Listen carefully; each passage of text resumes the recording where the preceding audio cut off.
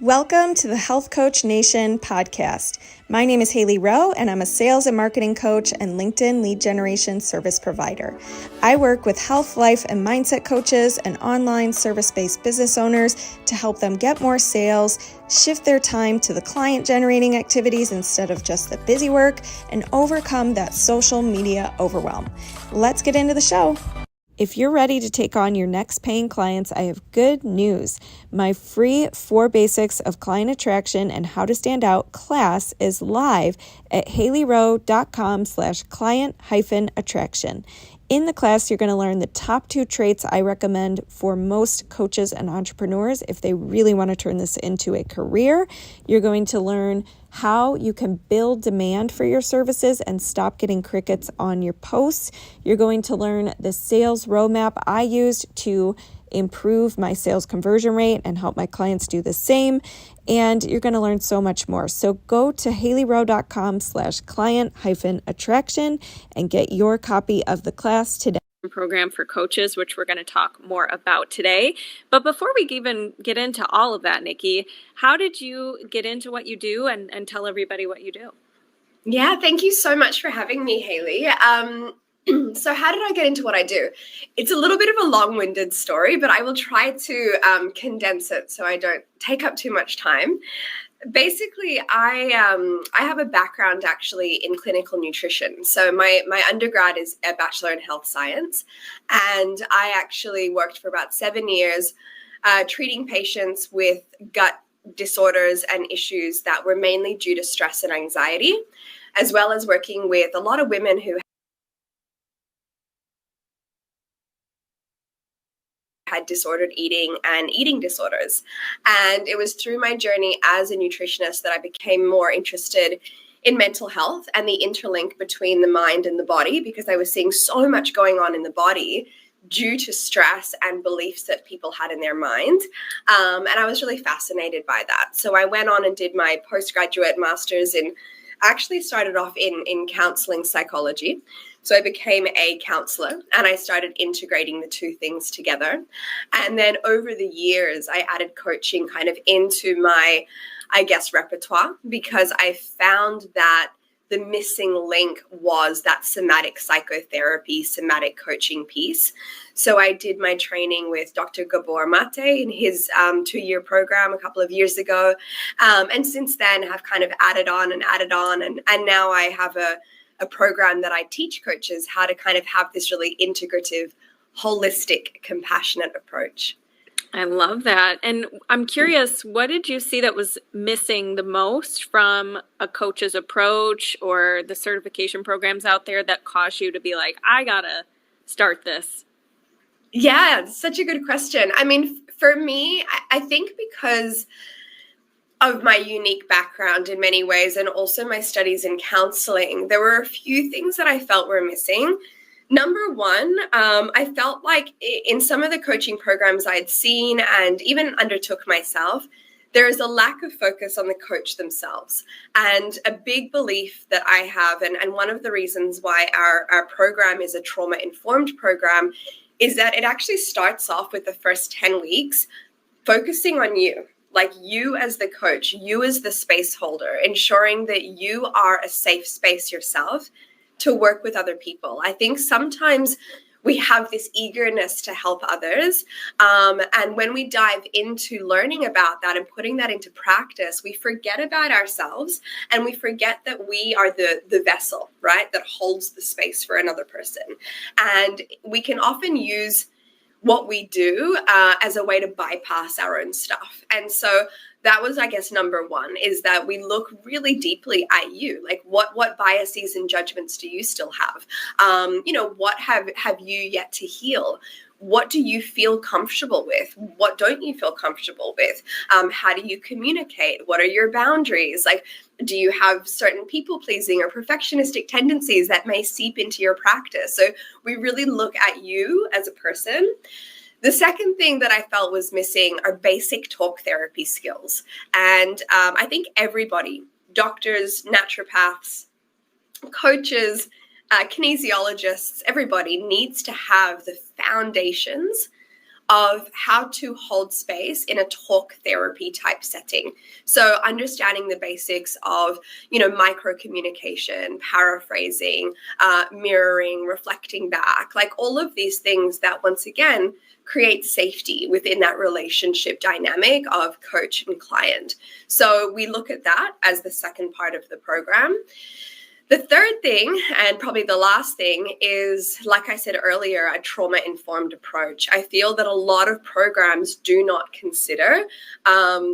They talk about trauma, but not in the context of how do I run my business as a trauma-informed practitioner. And that means everything from the way I market myself through to the way that I conduct my discovery calls, through to the way that I hold the client sessions, through to my knowledge and understanding of a person.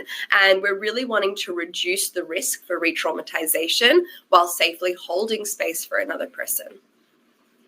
Amazing. Okay. So what is, when there's two things I hear a lot in this trauma-informed coach space, and that is being trauma-informed and somatic coaching. So can you just define, like, what is that for somebody who's new and they're like, well, okay, what is this? Sure. So being trauma-informed is something that is not just reserved to coaches or therapists. It's something that ideally anyone who works with people should consider undertaking. Being trauma-informed simply means that a person is aware of the prevalence of trauma in people's lives, whether that be however that spectrum may look. We work with another person considering and already knowing the impact that trauma can have on a person's beliefs, behaviors, actions, thoughts, the way that they live their lives. And when we can operate with that knowing, we can conduct ourselves in a way that reduces the risk for re-traumatization. So this is in how we speak to somebody, how we conduct ourselves, how we, the whole process, right? So I'm sure you're aware within the marketing space, there is a lot of coercion that can happen in the coaching world around marketing. There can be a lot of manipulation with finances and getting people to pay certain amounts in certain ways. That is not trauma-informed, for example. And so when we're having a trauma-informed program, we're really wanting to make sure that our coaches feel confident that what they are doing is ethical, what they are doing is responsible for another human being, and that they are really equipped with the knowledge of just things that exist in our everyday lives. Like, there are so many microaggressions around us that can reinforce someone's trauma. And when we're aware of that, we can really help to protect that person and empower that person into their own healing journey of overcoming their trauma. So creating a newfound sense of connection, empowerment, nervous system regulation, self-awareness, right, to help them heal. So that's trauma-informed, being trauma-informed in a nutshell. Somatic coaching is really understanding how trauma influences the body or how stress influences the body. Now, in our coaching program, we integrate what I would say it's somatic coaching, but it's psychotherapeutic. So we're looking at the mind and the body, and then the body and the mind, both top down and bottom up is what we would call it. And basically the premise here is that your nervous system is housed in your body.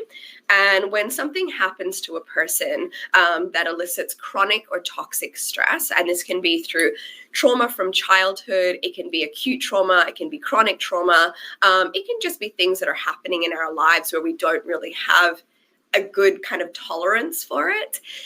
What happens is that our nervous system obviously gets activated, right? And if we are a person who has never learned emotional regulation or who has never learned nervous system regulation, if we don't have the tools to be able to process our emotions and process what we're feeling, then what happens in the body is that energy, that activation kind of goes somewhere. Usually it gets suppressed, or we try to avoid it or deny it, or it gets kind of channeled into unhealthy coping mechanisms, whether that be binge eating, whether it be drinking, whether it be whatever it might be.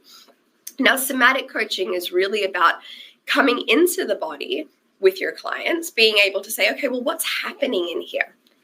identifying where certain emotions are stored in the body, understanding where they were first formed, what the body needs in order to feel a sense of safety once more, and being able to practice offering that. So it's really teaching people nervous system regulation and emotional regulation where probably that person had never learned it.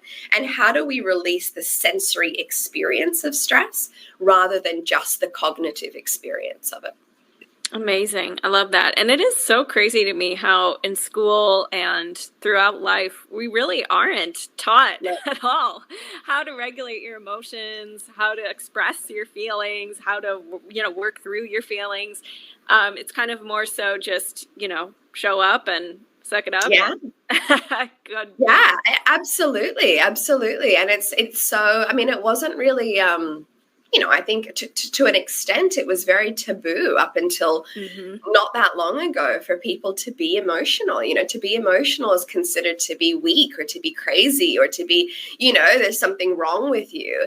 Whereas actually it's a very normal part of the human experience. Yeah. Yeah. And speaking of that, so when you say that having these uncomfortable or having these emotional experiences, I think entrepreneurship invites a lot of that to come up for people. And one of you touched on a couple that I think are really common. You mentioned that sometimes you see perfectionism tendencies leaking into someone's coaching, or we were talking before the show about like wanting to fix your clients and solve all their problems and that like need to control the situation and things like that. So tell me a little bit about how does one work on that? How does one not let that leak into their coaching? I mean, it takes self-awareness. And I think to be aware of your perfectionistic or people-pleasing tendencies is the first step, just to acknowledge like this is a part of me and this is a learned behavior that I have developed from my own life. And then noticing, like you said, the entrepreneurial journey it's so hard.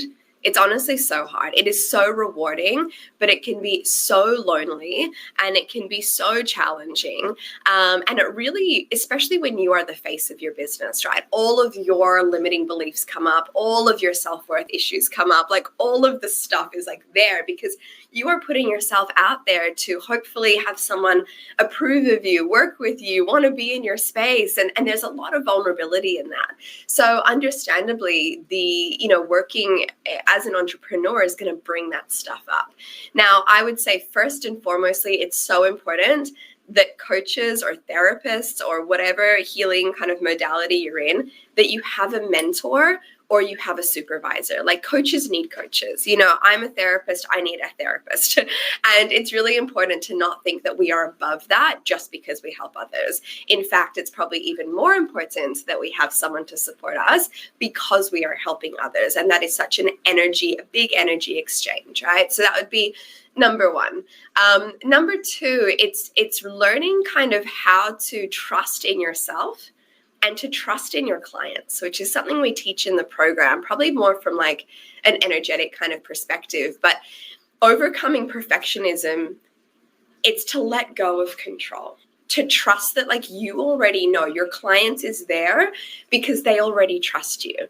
And you can trust your intuition as you guide them through the session, to believe in yourself rather than having to jump in and fix and do something. And, what happens when we see that in coaching is that we're not empowering the client. We are actually disempowering them.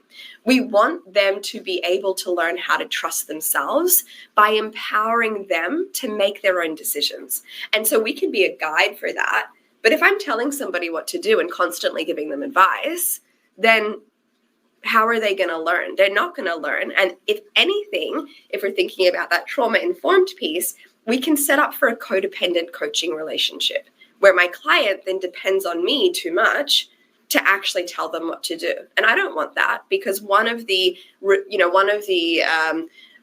factors of overcoming trauma is a sense of empowerment. I want them to feel empowered again. So this trusting in yourself and trusting in your client is really, really important. Learning how to be what I say, a guide rather than a fixer, and knowing that your client actually, when they can connect with the wiser part of themselves, they are more than capable of actually healing themselves. It's just our responsibility to like lead them to the light, so to speak.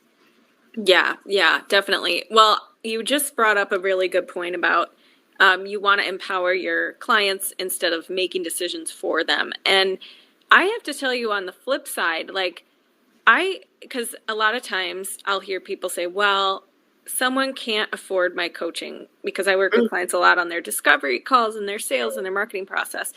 And or someone says it's too expensive or something. And then what happens to the coach is they change their selling, or they shrink. Yes. Or they reduce their prices down. Yeah. Or they don't conduct the call the same way they would for everyone in an empowered way, because they think this person's not going to buy. I'm not going to show up. Well, I'm not going to try anymore. And so it actually is disempowering to the person, because why would you take someone's opportunity away from, if they want to do coaching and find a way to do it and be resourceful and figure it out, why would you take that away from them and not give them the option, or lead the call poorly because you just assume they don't, So what are your thoughts on that? Is that, I don't know, like, is that disempowering too? Or is that, like, what are your thoughts? I mean, no, I think when we think about trust, you've got to trust that the clients that are meant to work with you will find you and will work for you, like will work with you. Like you have to believe that whoever you're bringing into your space, there are going to be some people who will not work with you, but who may come back in a year and work with you. So in this, I want to speak to this, like what you're saying about shrinking and not showing up for the call. Show up for the call. Show up for the call, be the best version of you, show them what it's like to be in your space. Because even if they can't afford it, like even if you go through different payment plan options and it doesn't work, like that's okay.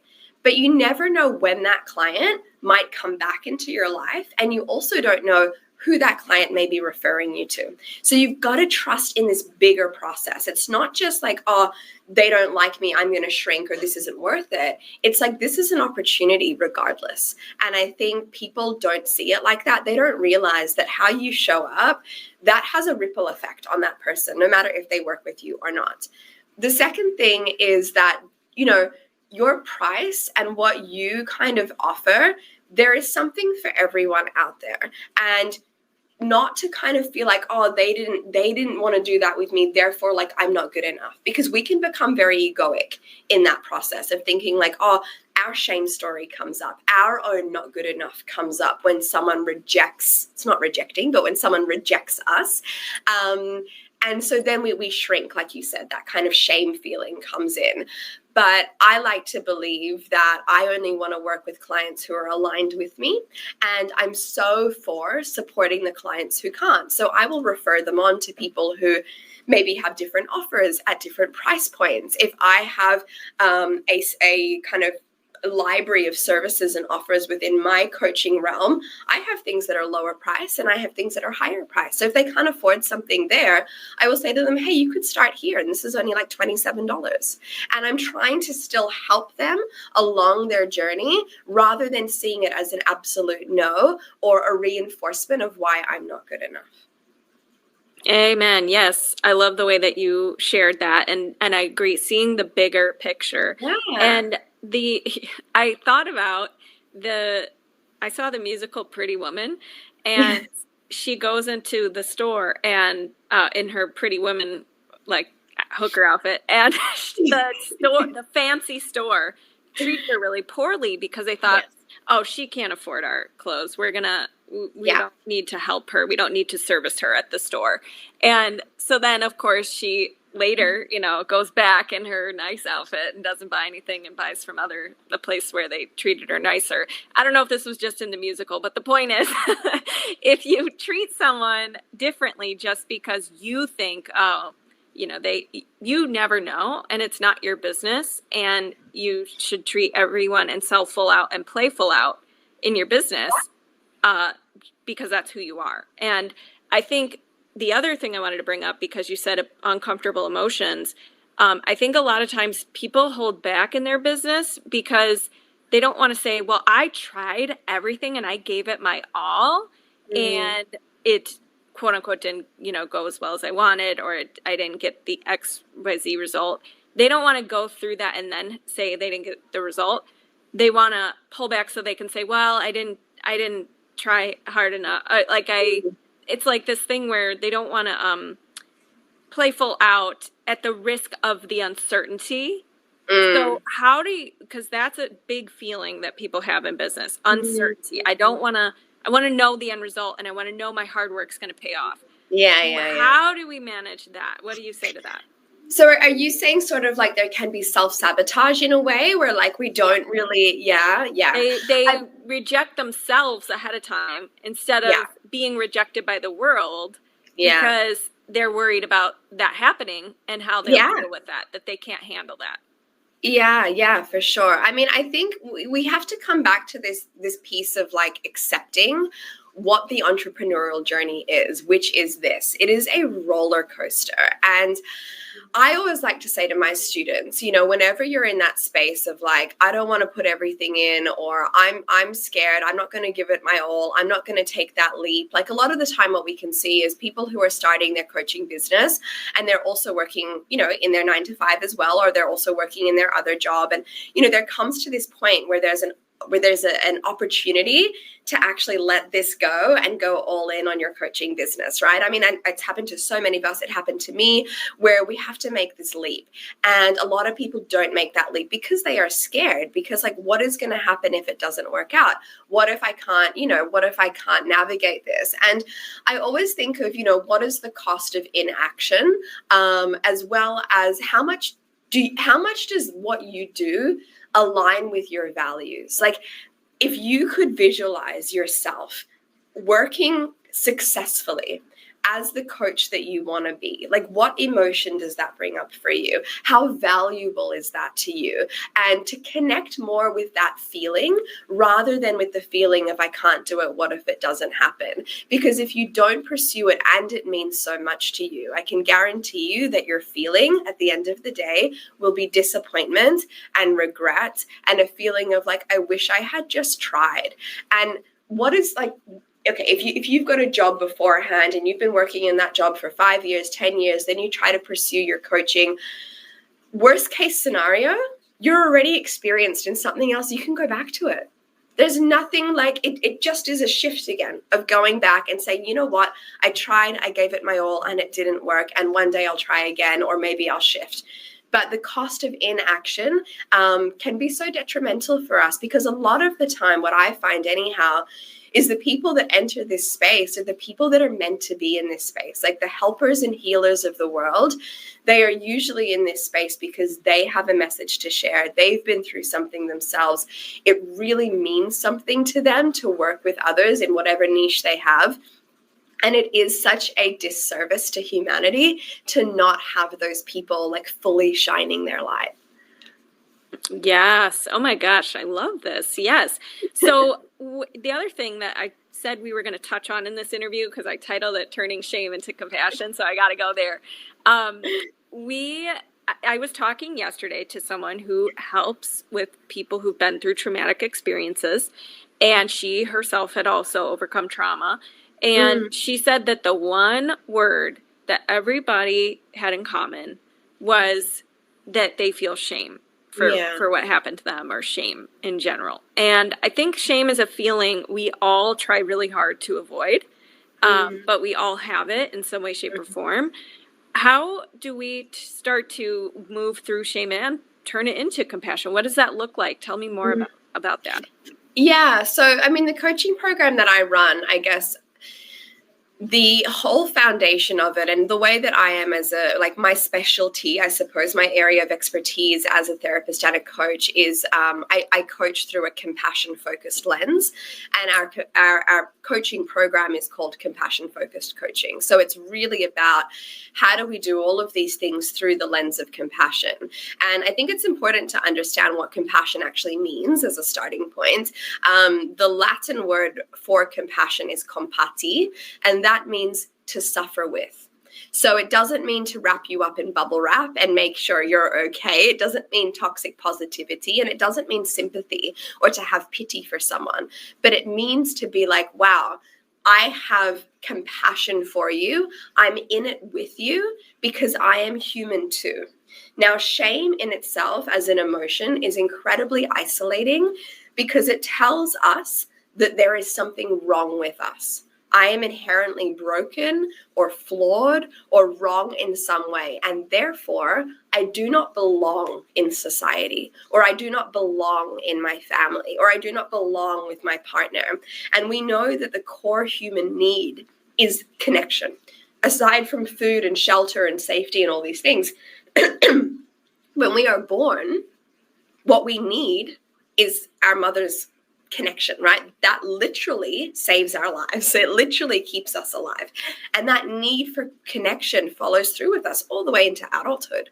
But when something happens in our lives and we create a meaning of it, a story that I don't belong, or I am bad, or I am wrong, and that, one of I call them the 3Ds of trauma. There's disconnection, dysregulation, and disempowerment. So this kind of affects the disconnection piece. I then disconnect and I feel so alone.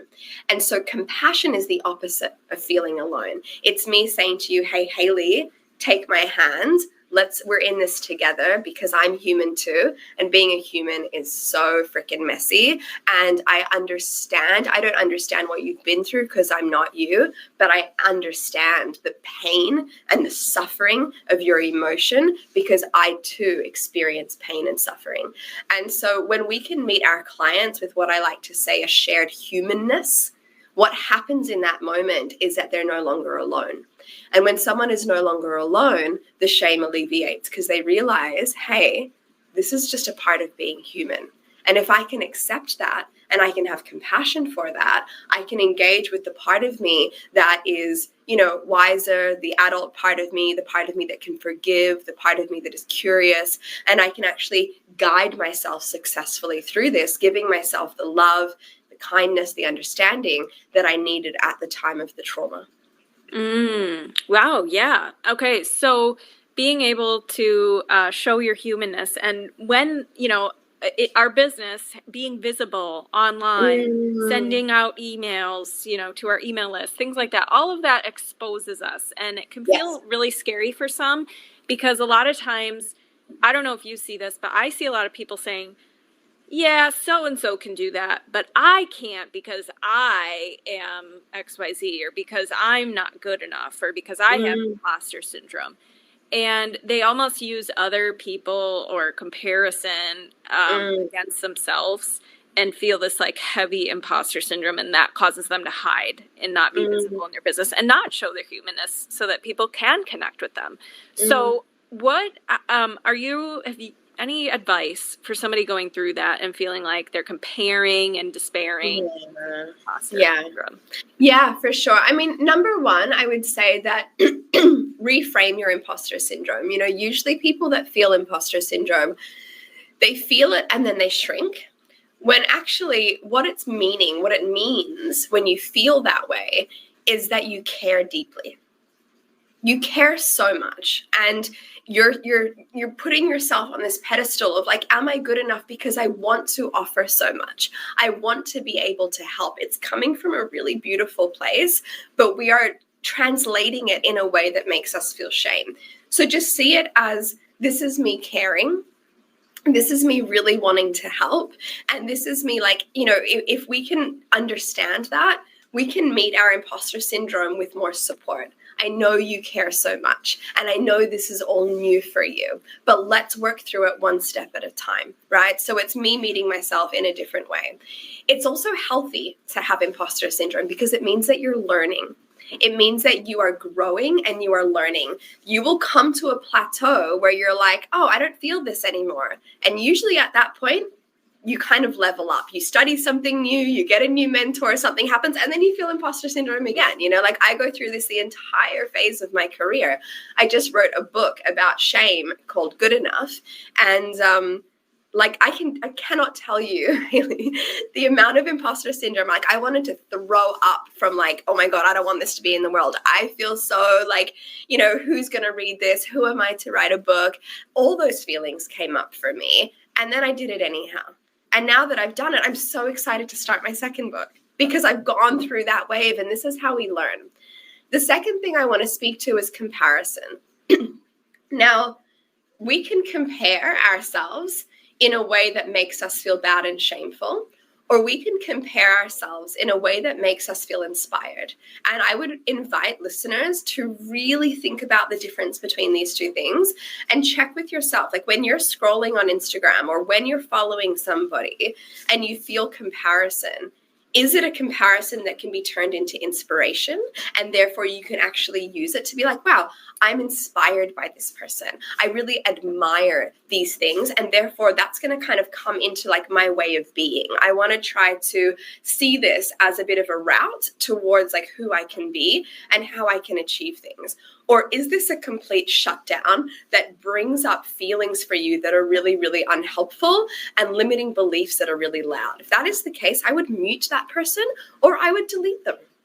You don't need to follow people that make you feel like that, but you can follow people who, when the comparison can be turned into inspiration, can be so amazing for channeling your career process.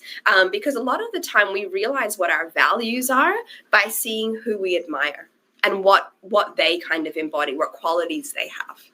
Yes, amen. All right. So, Nikki, where can everybody connect with you and learn more about you? And congrats on your book as well. That's awesome. Thank you so much. Probably on Instagram is the easiest. My handle is just Nikki, nikki.hayder, Heyder. That's probably the best place. From there, you can kind of like, go to the links to the coaching program. You can DM me for more information. You can connect about doing mentoring work or anything like that. But yeah, that also has a link to my book and all of those things as well. Amazing. And if I recall correctly, people who come from the Health Coach Nation podcast or Hailey Rowe, do they get a special bonus or something like that? Or They do. So I should probably actually mention at the time of recording this, our next intake is April 2025, but we do take an intake every 6 months, and we limit the amount of people to 15 students only per cohort, because I like it to be intimate and I like it to be very much that each student has my attention and we really work together as a group. When they mention you or your business, they actually get $250 off their enrollment fee. So they get a big chunk off to help them with kind of, dedicating themselves to the process. And I also just want to say as well that we do take a trauma-informed approach to our pricing. That means that we don't charge interest on payment plans, and we do have payment plans of up to 12 months. So we do really try to support, no matter where you're at in your business, that you can make this work for you ideally in a way that doesn't feel stressful, but that feels really exciting. Cool. All right. Well, thank you for sharing all this. We're going to hop over to Instagram, y'all, if you want to hang out with us over there and ask her any questions. But we will talk soon, and I'll be excited to share this on the podcast. Thank you so much for listening to this podcast. And if it's really helpful for you, I'd really appreciate if you share it and or leave a written podcast review. This tells the podcast sites that our show is useful, and it will be promoted to more people that way. Thanks again.